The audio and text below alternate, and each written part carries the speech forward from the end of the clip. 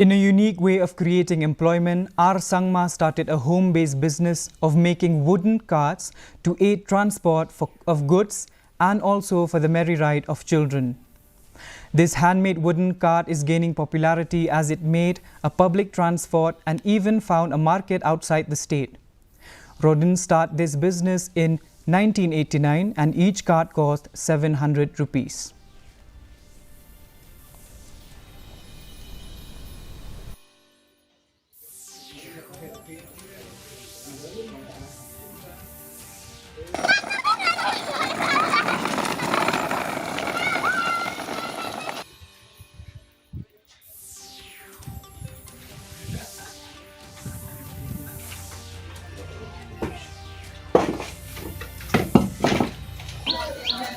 Kakali ngam syam labu ka cingkeng bang sna ngasu sna we itu sisnem try ngala banyak adu saupo ona sanpo tili snem ba